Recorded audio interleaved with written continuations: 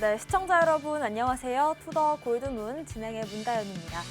주말 사이 정말 여러 가지 이슈들이 있었지만 비트코인과 주식의 가격 하방을 이끈 건 아무래도 러시아와 우크라이나발 이슈들이 아니었을까 싶습니다.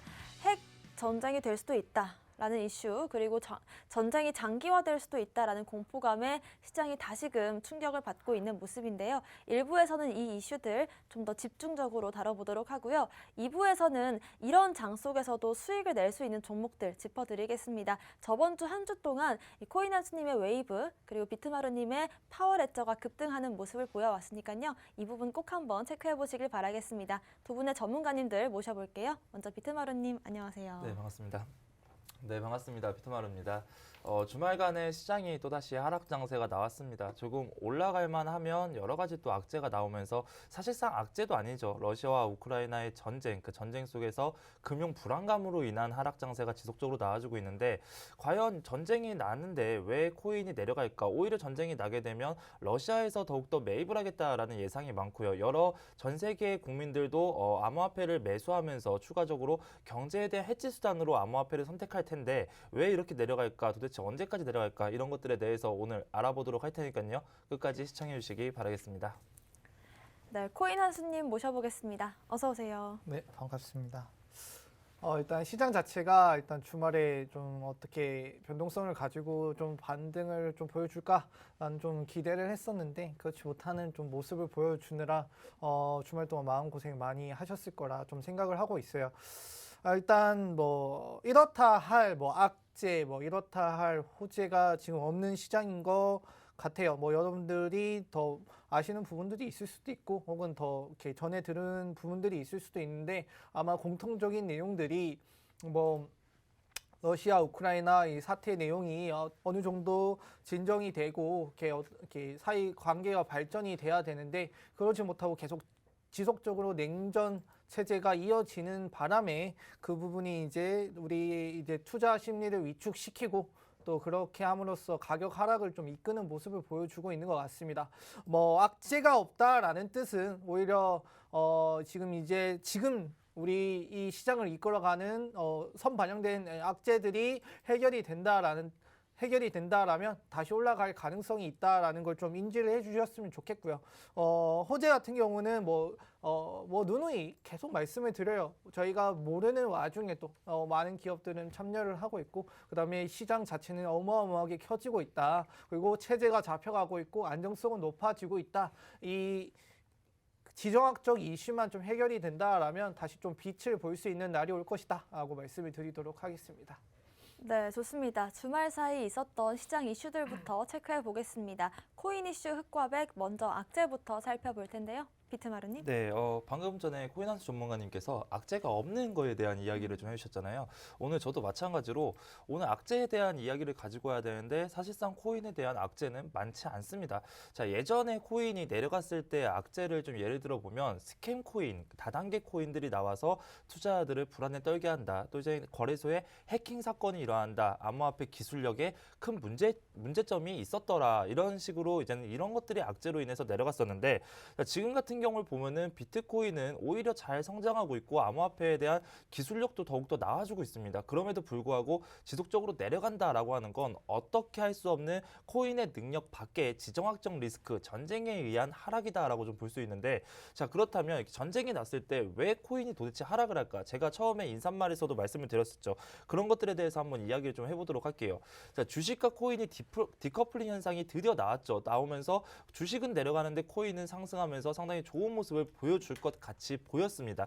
그런데 얼마 지나지 않아서 다시 또 주식과 커플링 현상이 나와주면서 지금 현재 러시아에서 핵발전소를 점령하는 그런 위기에 처해 있습니다. 자 이렇게 전쟁이 조금 더 고도화될 때마다 코인이 지속적으로 내려가고 있어요. 코인과 주식은 내려가고 금값은 올라가고 있다.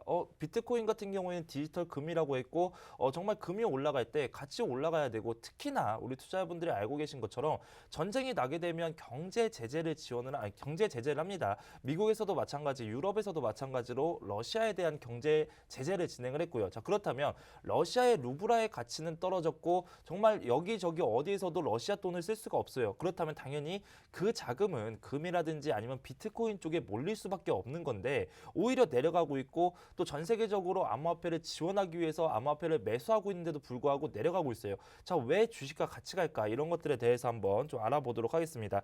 자, 우선 올라갔다가 내려간 이유 같은 경우를 보면은 자, 지금 전쟁이 나오자마자 러시아에서 갑작스럽게 암호화폐에 대한 결제 허용을 일부 허용해야 된다. 그리고 암호화폐를 이용한 무기 매매 가능성이 나와주고 있습니다. 그러다 보니까 미국에서 러시아를 암호화폐에서도 제재해야 된다라는 이야기가 나와주고 있어요. 사실상 암호화폐는 탈중앙화이기 때문에 누군가가 제재할 수가 없게끔 만들어진 것이 암호화폐입니다. 그러면서 미국이 이제 각 거래소에 압박을 한다는 겁니다. 정부 압박을 진행을 하면서 이제 러시아의 암호화폐 계좌를 차단시켜줘라. 러시아 쪽에서는 암호화폐를 못 움직이게 막아줘라라고 하면서 지속적으로 압박을 해주고 있어요. 실제로 바이낸스라든지 크라켄 거래소에 압박이 조금씩 들어오고 있다라고 하고요. 바이낸스 같은 경우에는 러시아에 대한 러시아 인증에 지갑 계좌에 대한 송금을 막겠다라고 이야기를 하기도 했습니다. 자, 그렇다면 애초에 암호화폐의 탈중앙적인 모습은 이미 사라졌다라고 볼 수 있기 때문에 이런 것들이 과연 주식과 어떤 것들이 다르냐. 주식이 내려갈 때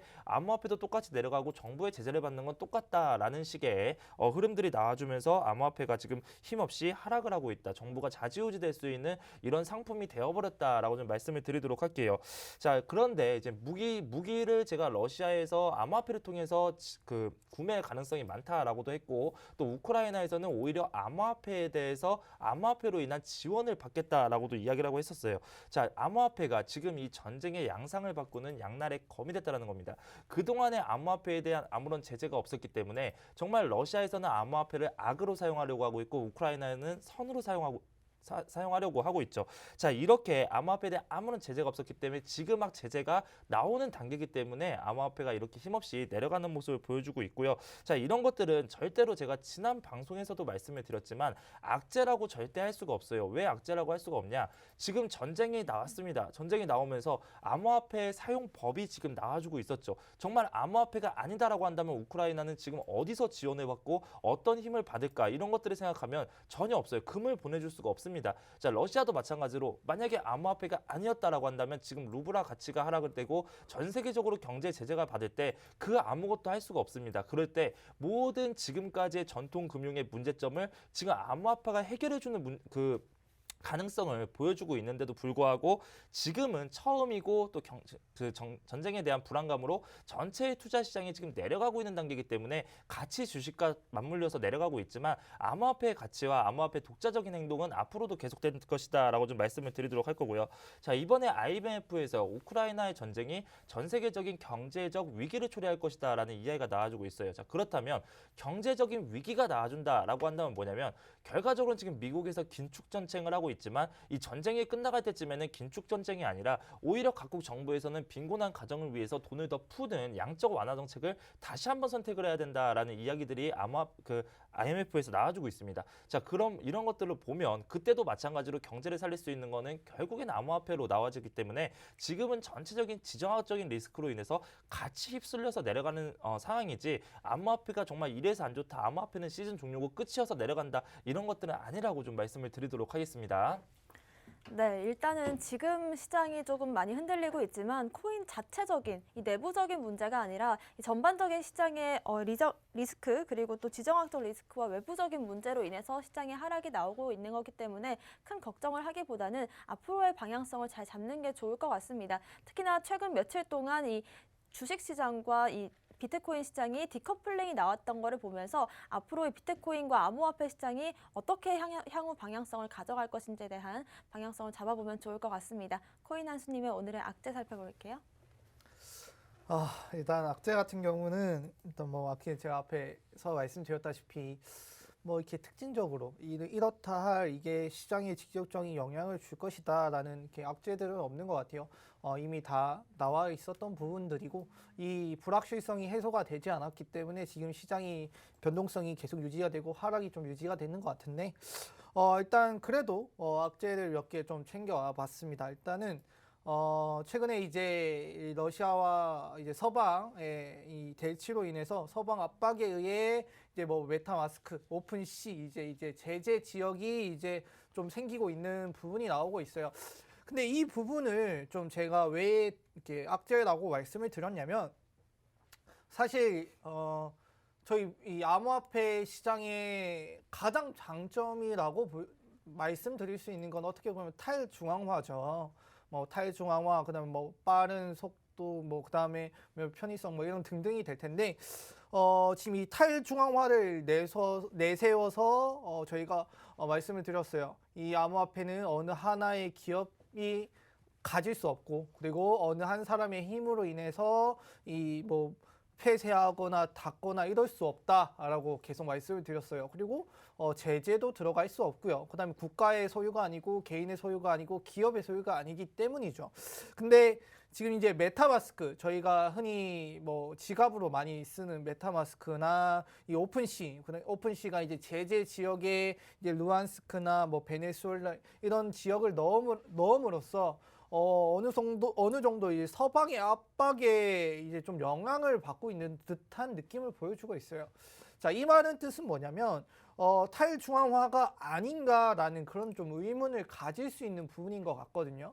이렇게 우리 암호화폐 시장에 가장 줏대가 되는 이 탈중앙화, 아무리 그래도 서방이 압박을 하더라도 이 메타마스크, 암호화폐 지갑에 사용하는 곳이 이렇게 압박을 받고 어느 한 지역을 좀 멈추고 제재를 해도 되는가? 약간 그런 의문이 들었습니다. 그래서 어느 정도 뭐 이렇게 압력에 견디기가 힘들었기 때문에 이런 결정을 내렸다라고 생각을 하지만 어느 정도 이 암호화폐의 기틀을 좀 벗어나는 그런 부분이 아닌가. 그럼 우리가 믿고 있었던 이 탈중앙화가 아니라 어느새 이 다른 암호화폐들도 탈중앙화가 아닌 어느 이렇게 서방의 기업들이나 나라, 국가에 또 영향을 받을 수 있는 부분이 생길 수 있지 않을까라는 좀 그런 걱정이 생기더라고요. 그래서 이 메타마스크, 오픈시 이런 행동들이 어느 정도 나중에 좀 이어진다. 그러면 다른 코인들도 혹시나 이런 나쁜 건 아니지만 기틀을 벗어나는 좀 행위를 하지 않을까라는 좀 걱정스러운 얘기가 있어서 좀 가져와 봤고요. 그리고 러시아의 이 좀 위기를 좀 빼놓을 수가 없을 것 같아요. 이제 글로벌 시장이 열심히 러시아를 흔들고 있는데요. 이 부분이 좀 지속되다 보면 국가 부도의 가능성이 있을 것이다라는 내용이 나오고 있어요. 일단 기본적으로 지금 러시아의 금융 시스템 거의 망가졌다라고 보시면 될 것 같아요. 서방에서 이제 돈줄을 끊었고요. 그다음에 뭐 가스 파는 것도 안 사겠다 하고 있고요. 그다음에 외무도 상환도 해야 되는데 그러지도 못하고 있고요. 그렇기 때문에 올해 이제 러시아의 국내 GDP가 11%가 줄 것이라는 예상이 나오고 있어요. 자, 이 11%는 98년도에 이제 금융 대위기 때 러시아가 5.3%의 마이너스 그 GDP를 보여줬는데요. 근데 이것보다 2배 더 높은 수치를 나타내면서 올해 마이너스 11%가 될 것이다라는 예측이 나오고 있고요. 그리고 경제 성장률은 마이너스 7%가 될 것이다. 이거는 또 2009년에 글로벌 금융 위기 때 그때랑 수치가 비슷하다. 지금 이렇게 해외 시장들은 다 좋은데 러시아만 이런 식으로 가다 보면 금융 위기가 분명히 올 것이다. 자, 이 금융 위기가 오면 여러분들이 좀 걱정하셔야 되는 부분, 좀 저희가 신경 써야 되는 부분은 일단 외채를 갚을 능력이 현저히 떨어지니까 국가 자체가 디폴트가 될 수 있는 가능성이 있다라고 보시면 될 것 같아요. 자, 이 디폴트가 왜 좀 신경이 쓰이나, 왜 중요하게 생각을 하셔야 되냐면 저희 이 12월 4일 날 전 똑똑히 기억합니다. 12월 4일 날 갑자기 시장이 급락을 했었어요. 왜 급락을 했고 하니 그때 이제 중국의 헝다그룹이 디폴트 선언을 하면서 이 디폴트 선언이 사실 그 당시에는 저희가 예측하지 못했지만 외채를 갚을 능력이 되지 않았기 때문에 이 헝다그룹이 우리 그룹으로서의 이 힘이 없어, 자격이 없고 돈이 없어라고 해서 이제 디폴트 선언을 했었죠. 그 이후에 시장이 나락하는 모습을 보여줬었습니다. 자, 그때 저희도 많은 충격을 받았었어요. 왜 중국 헌다 그룹 하나가 이렇게 무너지는데 왜 시장이 글로벌 시장이 다 이렇게 충격을 받는 것인가?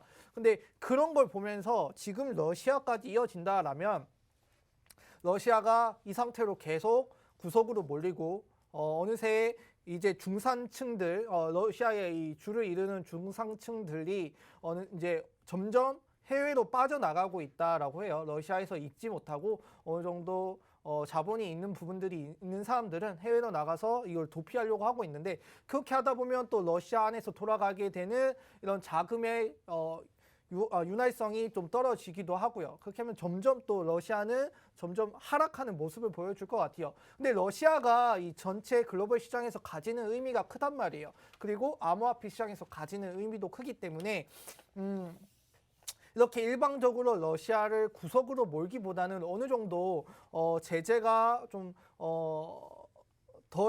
좀 약해지면서 러시아를 숨통을 좀 틔워줄 필요가 있다라고 좀 생각을 하고 있습니다.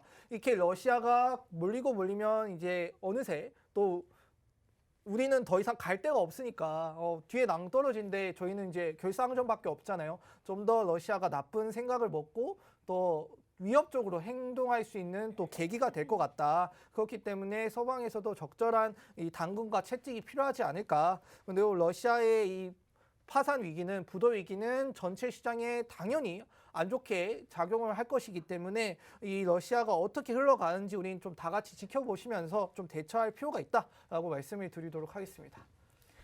네, 계속해서 서방 압박이 좀 심해지면서 메타마스크나 오픈시 같은 곳에서도 제재 지역에 대한 서비스를 중단하고 있습니다. 여기에 따라서 NFT 시장 전반적으로 좀 위축이 될 수 있다는 점 체크해 보시길 바라겠고요. 또 러시아 국가 부도 가능성이 좀 커지고 있는 상황입니다. 그렇기 때문에 지금 현재 경제 성장률이나 여러 가지로 봤을 때 금융 위기가 올 수도 있고 작년 말에 이제 암호화폐 시장 큰 하락을 이끌었던 디폴트 사태가 또 한 번 일으킬 수 있다는 점 체크해 보시길 바라겠습니다. 오늘의 호재도 살펴보겠습니다. 비트마루님. 네, 제가 악재에서 이제 암호화폐가 탈중앙적인 모습을 못 보여주면서 이제 전쟁과 더불어서 하락을 하고 있다라고 말씀을 드렸었는데 이번엔 반대로 암호화폐가 독자적인 모습을 보여주면서 이번 전쟁에서 충분히 좋은 모습을 보여주는 부분들도 있습니다. 그래서 그런 것들을 호재로 가지고 왔고요.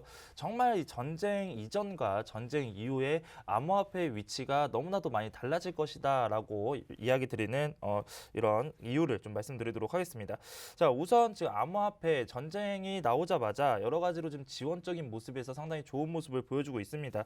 자, 특히나 이번에 암호화폐 결제 프로세서죠. 코인게이트와 홍콩의 자금 중개회사입니다. IBS와 협약을 맺고 우크라이나에 대한 코인 지원을 70종 이상으로 늘리겠다라고 이야기가 나왔습니다. 예전에는 뭐 비트코인과 이더리움 그리고 폴카닷, 뭐 리플 이 정도의 개념만 코인만 이제 지원을 하면서 이제 암호화폐가 좀 축소돼 있고 한정적이다라는 좀 이야기를 좀 많이 받았었는데 이번에 전체적인 암호화폐의 70종 이상의 암호화폐를 추가적으로 우크라이나에 지원할 수 있는 결제 송금 시스템을 좀 마련했다라고 이야기를 좀 드리겠고요. 자, 그래서 이번에 우크라이나에서 발표한 내용을 따르면 지금까지 기부된 금액들이 상당히 많습니다. 조만간 기부된 금액이 1억 달러를 돌파할 것이다. 국내 돈으로 1220억 정도가 넘어가는 돈입니다. 정말 1000억이 넘어가는 금액을 암호화폐로 전 세계 사람들이 우크라이나에 지원을 해주고 있다. 이런 것들이 암호화폐의 순 기능을 또 이야기해주는 좋은 판례다, 좋은 예가 된다라고 좀 말씀을 드리도록 할 거고요.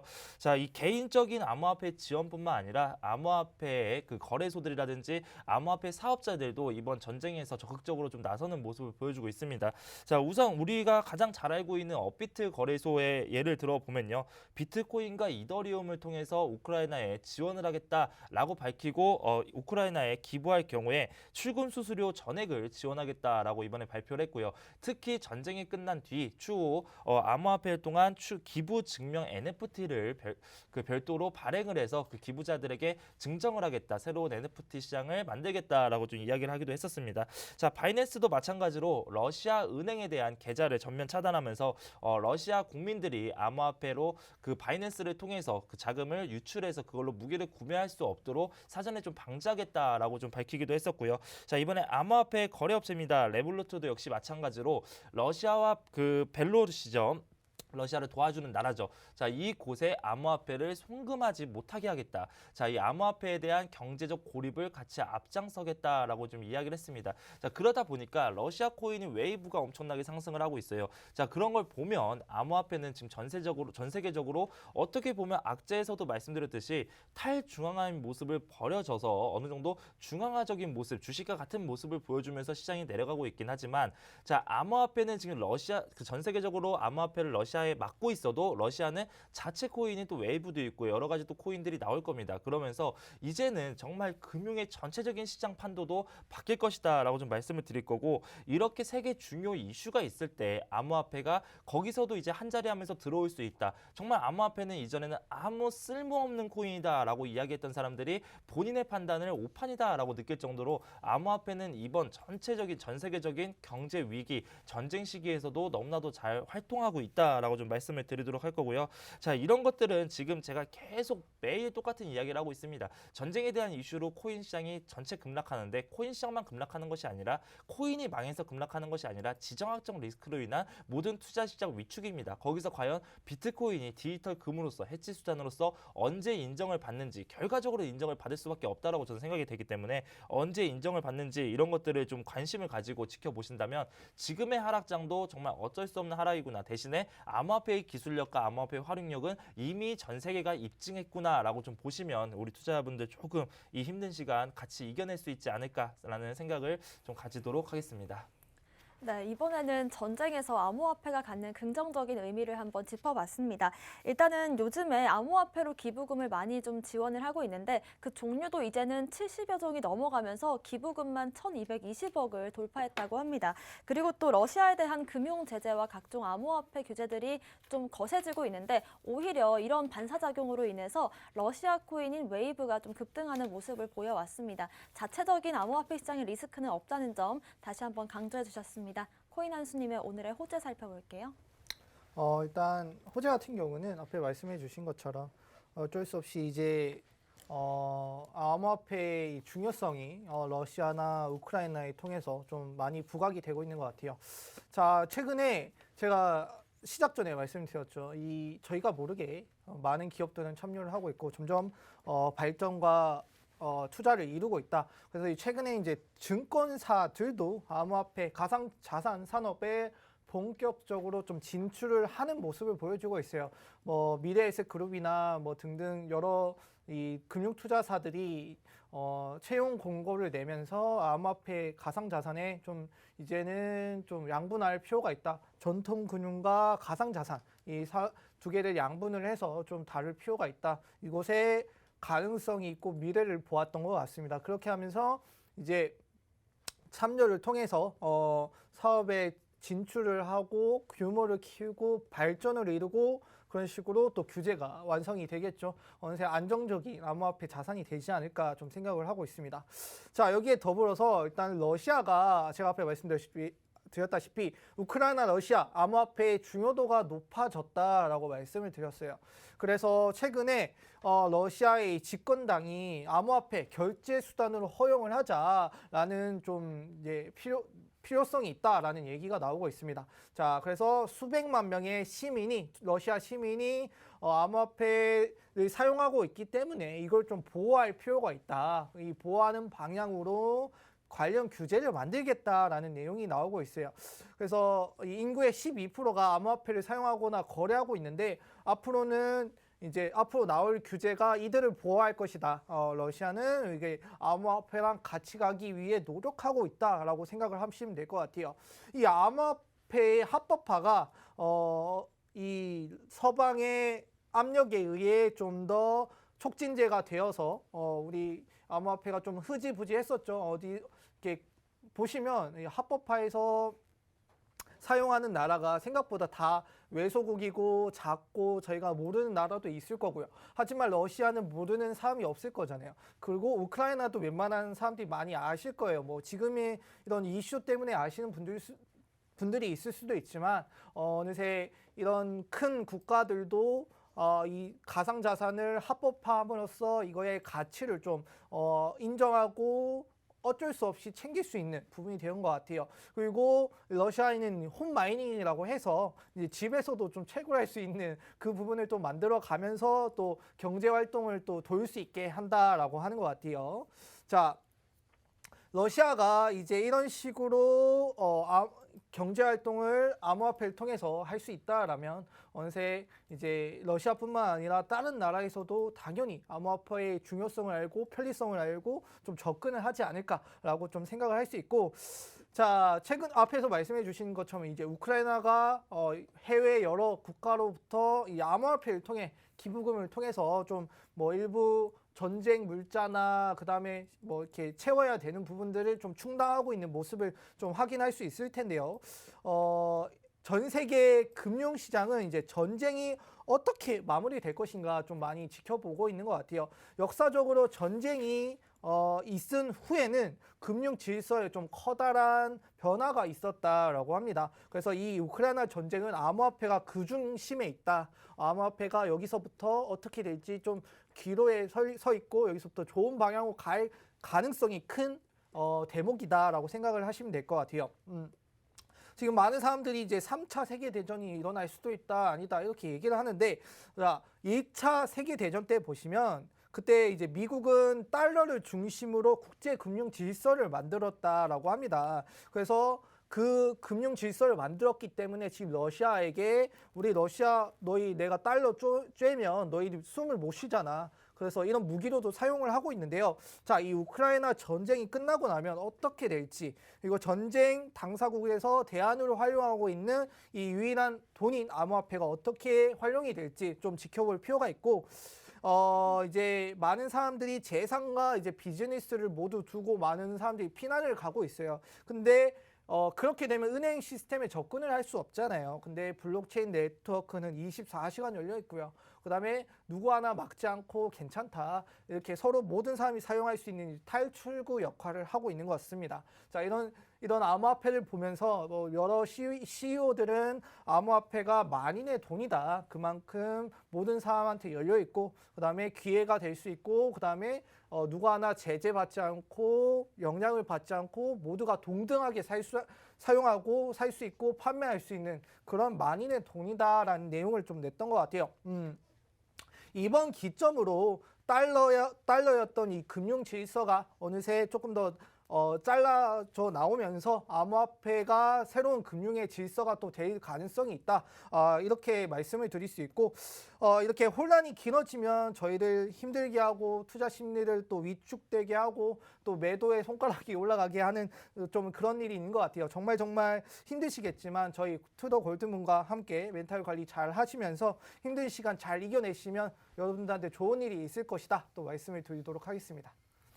네, 증권사들에서 계속해서 이 전통금융과 가상자산 두 가지 영역으로 나눠서 사업 영역을 키워나가고 있다라는 이슈와 함께 이 지금 러시아 우크라이나 전쟁에서 암호화폐가 갖는 의미 두 가지로 나뉠 수 있다, 양날의 검이다라는 말씀 주셨습니다. 그리고 전쟁 이후의 방향성이 정해질 텐데 적어도 암호화폐 시장만큼은 긍정적인 방향으로 갈 것이다라는 말씀, 그리고 응원의 말씀까지 주셨습니다. 코인 이슈 흑과백 살펴봤고요. 저희는 잠시 뒤에 코인쿡으로 돌아오겠습니다.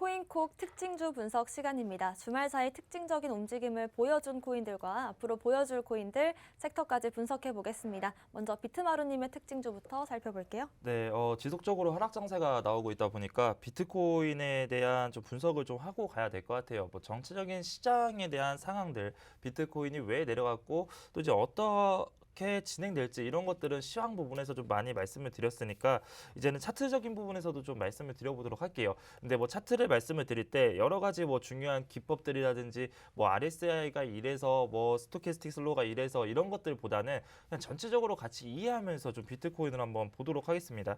자, 비트코인 차트를 지금 바로 보시면 정말 엄청나게 올라갔습니다. 올라가기도 많이 올라갔었고 8천만 원 이상까지 올라갔다가 그때부터 지속적으로 하락이 나와서 지금 국내 원화로 4,700만 원대다. 정말 많이 내려갔기 때문에 우리 투자자분들이 상당히 힘든 구간이 맞습니다. 그런데 지금 이 구간에서 오히려 그 상승의 하락에 대한 폭을 좀 먼저 보도록 할게요. 자, 처음에 고점을 찍고 내려갔을 때 하락에 대한 폭과 지금 현재 이 구간에서 밑꼬리를 한번 보여주고 지금 현재의 흐름들을 보면은 이제는 뭐 하락보다는 지금 횡보 구간으로 돌아왔다라는 뭐 설명을 드려도 마찬가지입니다. 자, 보면은 자, 그동안은 하락 추세로 쭉 내려왔었죠. 그러다가 자, 여기서부터 시작해서 이제는 쌍 고점, 그러니까 고점 맞은 곳이 똑같죠. 고점을 맞고 저항대를 뚫지 못하고 여기 밑꼬리를 보면 지지라인도 똑같습니다. 자, 이렇다는 건 뭐냐면 지금은 엄청난 하락 장세다 이거보다는 변동의 폭이 커서 그렇지 하락 장세가 아니라 지금은 너무나도 강한 횡보 장세다라고 좀 풀이를 하시면 될 것 같고요. 자, 그렇다면 지금 구간에서 이렇게 많이 내려갔을 때 횡보 장세가 나오고 또 다시 하락이 나오면 이제는 하락 1파가 끝났고 횡보 이후에 하락 2파 또 하락 3파가 나오면서 더욱더 추가적인 하락이 나오면 어떡하냐, 이게 지금 상당히 좀 불안해 하실 거예요. 자, 이것도 예전의 장세로 한번 보도록 할게요. 자, 예전의 장세로 쭉 보면은 자, 이 당시가 있었습니다. 예전에도 한번 엄청난 고점, 똑같은 고점이죠. 고점을 맞고 좀 엄청나게 하락을 했었던 적이 있었어요. 자, 이 당시에도 비트코인이 끝났다라고 많은 분들이 말씀을 드렸었는데 자, 제가 여기에서 이것들 다 지우고 한 가지만 좀 말씀을 드려볼게요. 자, 쭉 지우고 보면은 자, 쭉 내려갑니다. 잠시만요. 자, 내려가다가 이 구간에서 어떻게 됩니까? 쭉 내려가다가 여기서 한번 반등이 나왔다가 추가적으로 하락이 나오고 여기서도 박스권의 장세를 보여줬다는 거예요. 한번 엄청난 급락 이후에 하락 이후에 박스권 장세를 보여주고 살짝 뚫리는 척하다가 그대로 상승 장악형으로 치고 올라와서 예전의 정고점을 다시 한번 보여줬던 구간들이 있습니다. 그런 것처럼 항상 하락 장세와 반등 장세는 좀 유사하게 나간다라고 좀 보시면 될 것 같아요. 이제는 지속적으로 한번 하락이 시작될 때 고점을 찍어놓고 한번 하락이 시작될 때 지속적으로 매도세가 나옵니다. 그러다 보니까 이제는 뭐 뒤를 볼 것도 없어요. 매도가 나오니까 시장의 하락의 폭은 점점 더 커지고요. 쭉 내려가다가 아래에서부터 어느 정도 내려간다라고 한다면 그 구간에서 이제는 저점 라인이네라고 하는 매수와 그리고 아직까지도 더 불안해라고 하는 매도가 싸우게 돼 있습니다. 그러면서 이러한 횡보 장세가 나오고 거기서 결국엔 누가 이기느냐, 승리자가 만약에 매수가 많다라고 한다면 거기서부터 반등이 나와서 이제는 엄청난 저점을 찍었기 때문에 이제는 또 투자자들이 뒤도 안 돌아보고 매수만 하면서 그대로 V자형 반등으로 올라가는 경우가 상당히 많은데 지금의 구간이 딱 그 구간이라는 거예요. 하락 장세가 이미 나와주고 어느 정도 저점이다라고 생각했던 사람들, 그리고 암호화폐에 대한 악재가 없고 지정학적 리스크로 인해서 내려갔는데 지금 암호화폐를 사 모아야지 수익을 보는 것이 아니냐라고 생각하는 사람들이 많아진다라는 거고요. 제가 좋아하는 그 주식 전문가 중에 저점 매매를 상당히 잘하는 전문가가 있습니다. 해외에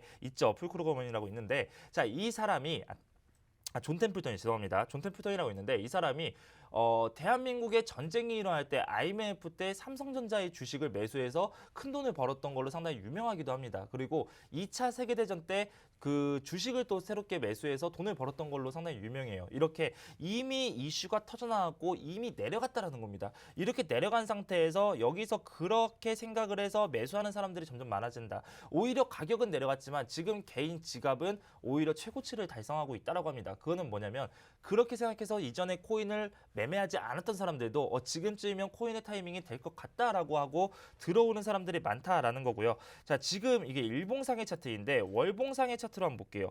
월봉상의 차트로 지금 한번 지켜보면 정말 하락 장세라고 할 수가 없습니다. 자, 이거 볼게요. 코인의 중장기적인 비트코인의 월봉입니다. 자, 월봉을 보면 엄청난 상승, 오히려 더 큰 상승을 보여줬죠. 상승을 보여주고 고점을 맞고 이 안에서 내려옵니다. 내려왔다가 저점 바닥 라인을 확인해주고 다시 올라가서 같은 곳에 고점을 맞는다. 자, 같은 곳에 고점을 맞고요. 같은 곳에 저점을 맞습니다. 그러면서 아직 22동 평균선의 추세 중심선 라인도 밑으로 돌파된 것도 아니고 또 지지 라인이 깨진 것도 아니고 중장기적으로 봤을 때 지금은 오히려 지지 라인 위에서 놀고 있고 정말 이거를 가지고 코인이 끝났다라고 하는 사람들은 솔직히 말씀드리면 코인을 하시면 안 되는 사람이다라고 말씀을 드릴게요. 왜냐하면 그런 분들은 코인이 올라갈 때는 또 코인이 시작이다라고 하면서 고점에서 매수할 가능성이 크신 분들이기 때문에 그런 것들이 아니라 지금 내려가는 건 맞지만 전체적인 상황에서는 솔직히 좀 용납할 수 있는 이해할 수 있는 선까지 내려왔고 여기에서 대신에 반등을 못하는 게 문제지 아직까지는 반등을 하려는 여지는 반드시 있다. 그러면서 이제 코인에 대한 활용성 지속적으로 말씀을 드리고 있죠. 이런 것들이 더욱더 활성화됨에 따라서 지지를 받고 한번 올라오지 않을까 이런 식으로 좀 말씀을 드려보도록 하겠습니다. 네, 지금의 장세는 어쨌든 하락을 좀 끝내고 강력한 횡보 장세로 돌아선 모습이 보이는데요. 작년 4월 무렵부터 있었던 이 하락 장세를 좀 지켜본다면 하락과 지속적인 횡보 이후에 상승 쐐기형을 보여왔습니다. 그렇기 때문에 아직까지는 지지라인 위에서 좀 가격이 유지가 되고 있고 아직까지 낙담하기는 이르다라는 말씀 주셨습니다. 그리고 지금 월봉상의 흐름을 봤을 때 중장기적인 흐름으로서 좀 지지라인에 강력히 좀 도달하는 모습이기 때문에 이런 긴 호흡 으로 보시는 게 지금 시점에서 멘탈 관리에도 좋을 것 같습니다. 코인 한수님의 특징주도 살펴볼게요.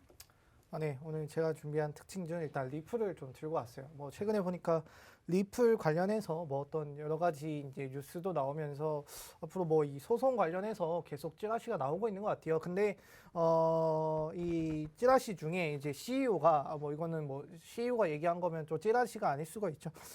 SEC 이제 소송과 관련된 판결이 곧 나올 것이다라는 내용이 나오면서 아무래도 CEO이다 보니까 자기 쪽으로 유리한 쪽으로 좀 결과가 나올 것이다. 그래서 증권거래위원회를 우리가 확실히 뭐 이기진 않더라도 우리 쪽으로 유리하게 판결이 나겠다라는 좀 내용이 나오고 있고요. 그다음에 그 증권거래위원회 위원장인 이제 그분께서도 잘하면 우리가 이 소송에서도 질 수 있겠다라는 약간 좀 이 말을 좀 의미심장하게 들어야 될지 아니면 뭐 간단히 그냥 우리가 질 수도 있지 약간 이런 그 얘기를 꺼낸 건지 모르겠는데 그런 또 SEC 위원장이 그런 얘기를 꺼내면서 또 리플이 이거 좋은 추세를 봐줄 수 있겠다라는 좀 생각을 했던 것 같아요.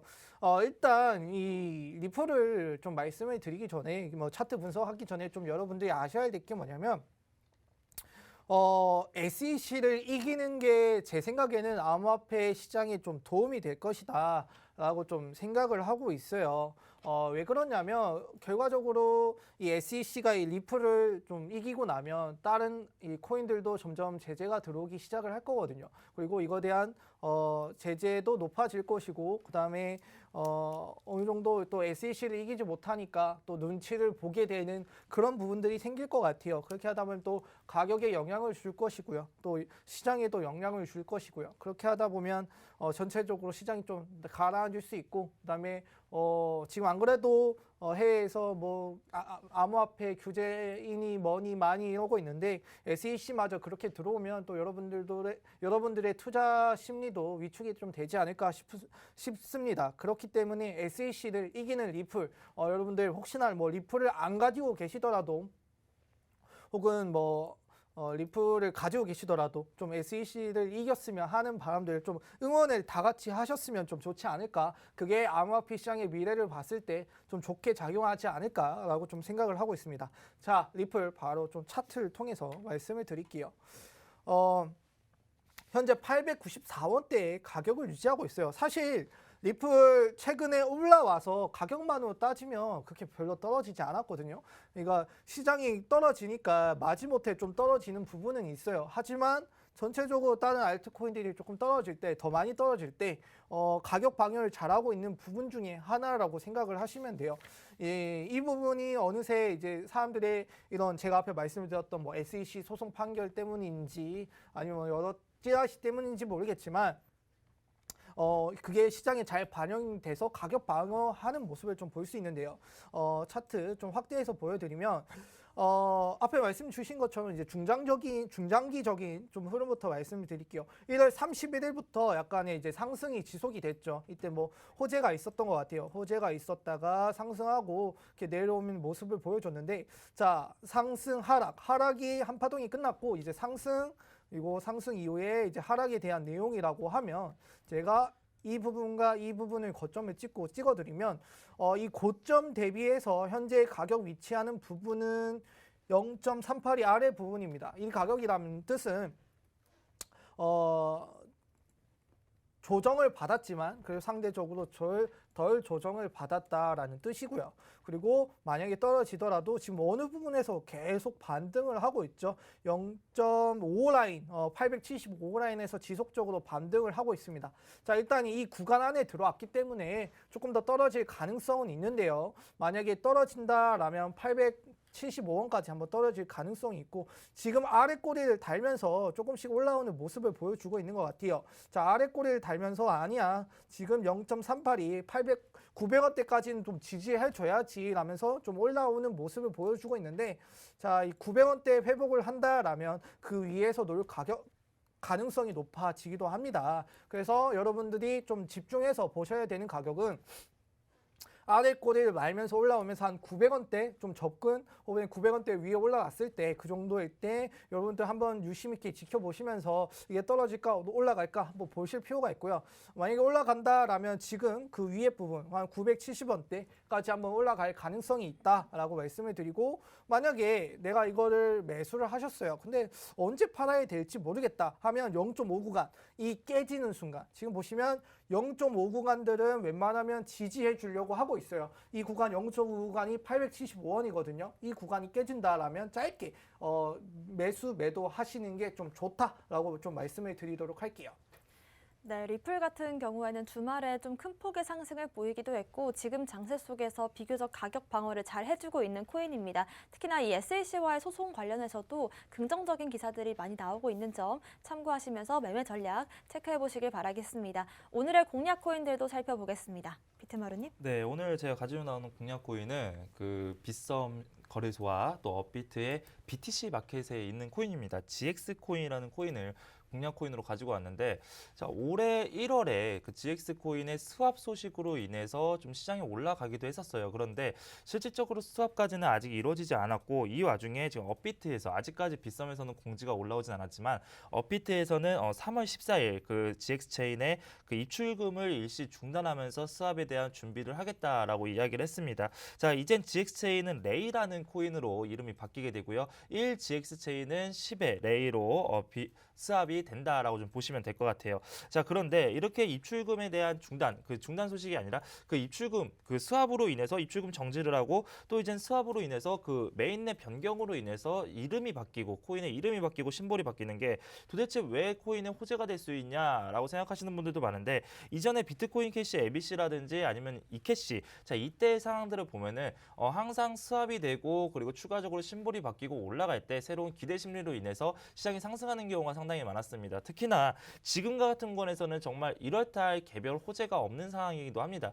코인에 대한 개별 호재로 인해서 전체적인 시장이 내려갈 때 이 코인은 이런 호재가 있으니 이 코인만은 좀 올라가라 이러면서 자 코인과 주식의 커플링 현상이 지금 지속적으로 나온다라고 한다면 이 코인들 간에는 디커플링 현상이 나와줘야 되는데 코인들까지도 커플링 현상이 나와주고 있죠. 이럴 때 정말 재미가 없을 때 개별적인 코인에 대한 이슈로 코인 간의 디커플링이 한번 나올 때가 됐다라는 겁니다. 그렇기 때문에 이 빗썸 거래소에 있는 GX 체인을 좀 공략하시면 좋을 것 같고요. 얼마 남지 않았어요. 3월 14일 입출금 거래가 중지가 된다라고 한다면 우리가 흔히 이야기하는 가두리 상승이다라고도 이야기를 하죠. 입출금이 막혀 있는 상태에서 여러 가지 호재적인 이슈로 인해서 엄청나게 상승을 보여준다라는 것을 좀 기대할 수가 있겠다라고 설명을 드리도록 할게요.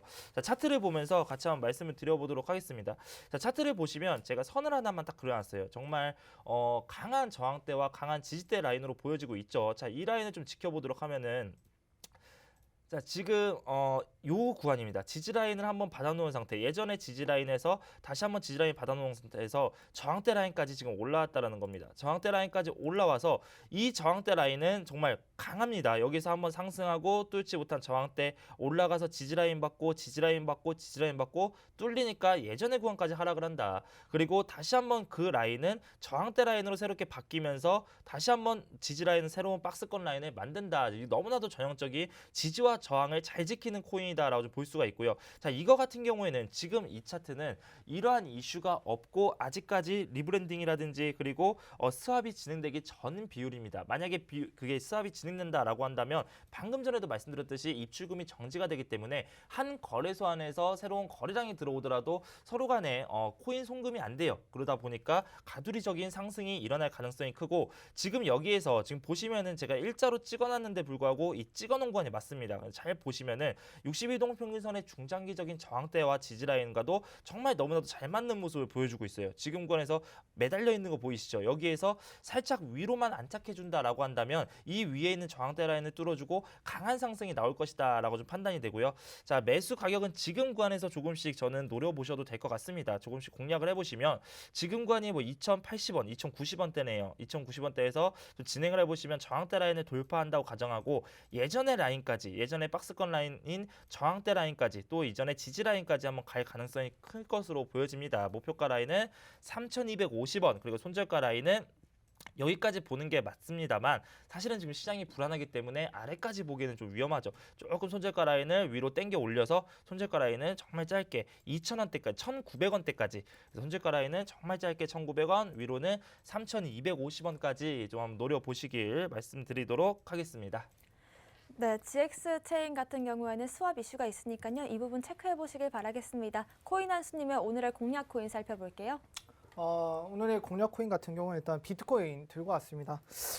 제가 저번에 또 운이 좋았던 건지 뭐 제가 분석을 잘 해가지고 비트코인이 좀 수익을 봤었던 것 같아요. 그때도 16% 수익을 봤었는데 아무래도 비트코인이 지금 시장에서는 어느 정도 좀 중요한 대목을 좀 가지고 있어요. 그래서 비트코인이 좀 같이 가격 상승을 이끌어줘야 다른 알트코인들도 좀 상승하는 모습을 보이고 있거든요.